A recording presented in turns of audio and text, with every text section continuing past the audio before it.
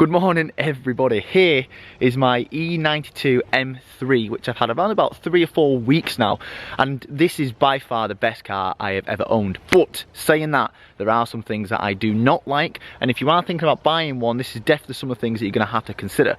So here's the 7 things I hate about my M3. Just a disclaimer, I don't hate all of these points, I just hate a few and kind of just dislike the other few, but obviously that's not the best type for the video. So we're going to jump in the car. It's a lovely day. Let's talk about all the points I absolutely do not like about my beautiful E92 M3. So if you have an M3 and you agree with these points, please let me know in the comments below. And if you've not subscribed, please subscribe, it really helps me out. But let's jump in the car and go over these points. So, the first point, which probably gets me the most annoyed about this car, is because this isn't a car I drive every day. I usually just go out in it to have a little bit of fun or just take it out on weekends and stuff. How long it takes to warm up is outrageous. Obviously it's a huge 4-litre V8 and it is going to take a long time to, to get the oil temperature up, but my god, it takes ages. So an example of that, this morning I actually filmed how long it actually took to get to operating temperature. Here's the morning, let's turn the car on and I'll show you how long this car actually takes to get to operating temperature. So the time is 10:04. Okay, let's see what time it gets up to 90. It actually has a moving suggested rev limiter. So right now the car is suggesting we should not go over 6,000 revs. Now we all know we shouldn't go over 2 if it's not cold, but as you see, this will start coming down and down and down until it goes to the 8 there, which is a pretty cool feature. So I'm just going to drive round as you would normally, going up to around 2,000–3,000 RPM, and let's see how long this car actually takes to warm up. Okay, so the time is 10:14, now 10 minutes have lapsed. Okay, so now we're at 10:24, 20 minutes have lapsed. So the time is now 10:36. And we've just got what would be considered a good operating temperature for the M3. Yes, over 30 minutes! Now granted it's a very cold day, and granted you could speed that up if you just drove a little bit higher in the rev range, but when you just want to get in a car and drive it, and or even worse, if you're trying to get a passenger and someone says, "Oh, take me out in the M3, I want to see what it's like," yeah, come on then. You can't just get in and drive after 10 minutes. This takes half an hour to get up to operating temperature, so when you want to just go for a drive or go and take your friends out in it, it becomes quite frustrating. The next thing is, you're all gonna guess it, the fuel.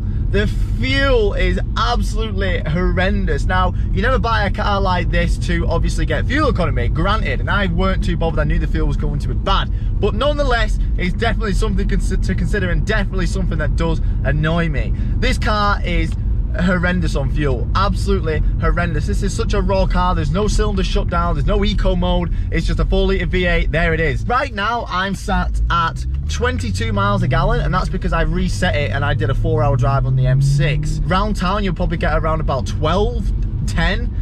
That's like normal driving around town, just average the driving. So you're averaging about 16 to the gallon, probably 16, 17 to the gallon average is what you'd see if you're driving this car, mostly just not on long journeys. It's absolutely horrendous. There's times I'm putting like 30 or 40 pound a day in this car, and I'm not even driving out the county. The next thing is, these cars have no dipsticks. They have no physical dipstick. You can go through the menu here and it tells you exactly what the oil level is, but it's a sensor.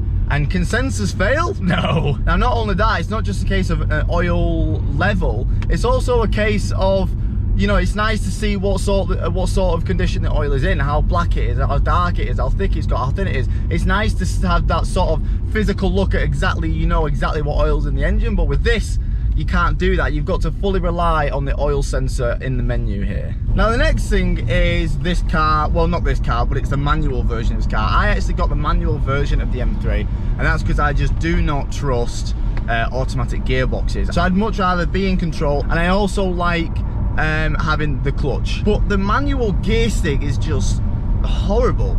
Absolutely horrible. It's the first thing I noticed when I ever drove one of these in a manual. The gear stick is horrendous. It is literally, I don't know if it is or it just looks the exact same as the gear stick off like a diesel E46. It doesn't look pretty at all. It almost ruins the look of the inside of the car, just having this horrible gear knob there. The shape of it, the feel of it is just not a very nice gear stick whatsoever. And leading on from that, the gearbox as well. Obviously these are 400 horsepower, so they have to be quite strong gearboxes. When you're up in the revs, it's great, it feels awesome. It's just enough like mechanical feel, just enough clunkiness. It slits in when you're up in the revs perfectly.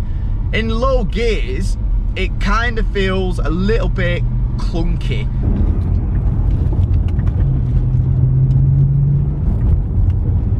If you're like below 2k and stuff, it's really clunky going in gears, and it's just like not the smoothest gear change. And the throw is actually quite far as well for an M car. I was surprised that the throw was actually that far. I thought it'd be a lot shorter than that. I mean, it feels great because it is so mechanical, and when you're up in the revs it slides in lovely, but just when you're cruising around it feels a little bit cheap.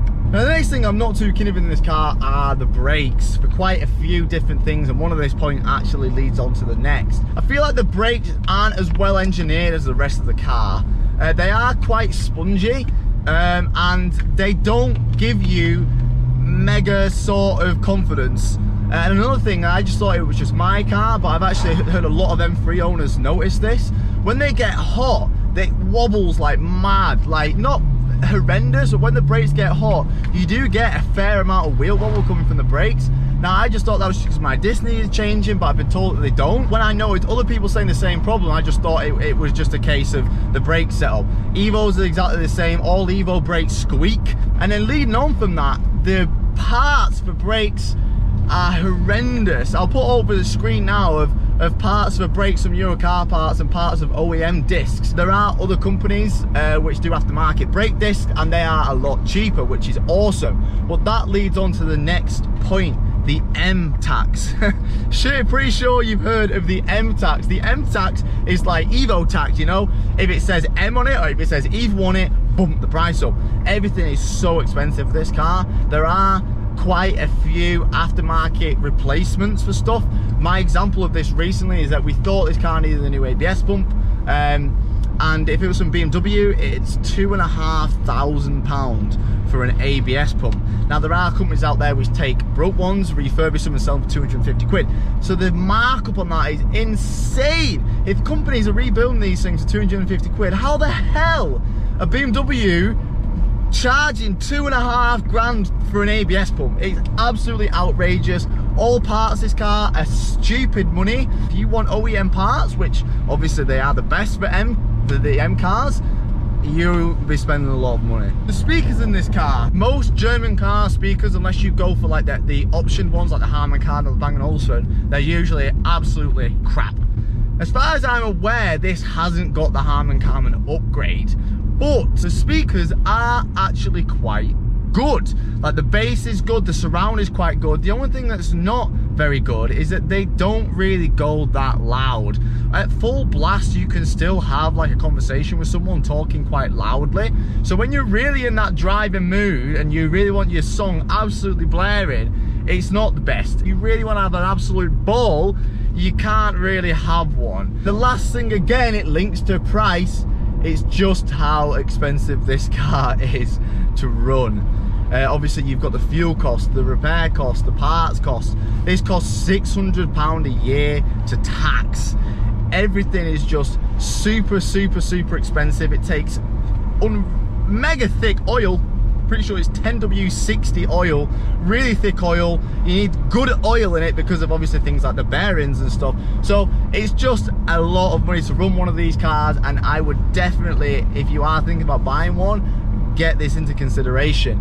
But they're mainly the main things that I do not like about this car. I will be doing another video of what I love about this car and why the positives definitely outweigh the negatives. So thank you for watching, guys. I hope you've agreed with my list if you do own an M3, and I hope this has helped people if you are thinking of buying an M3. Like I said, this is still the best car I've ever owned, and I will do a video of why that is.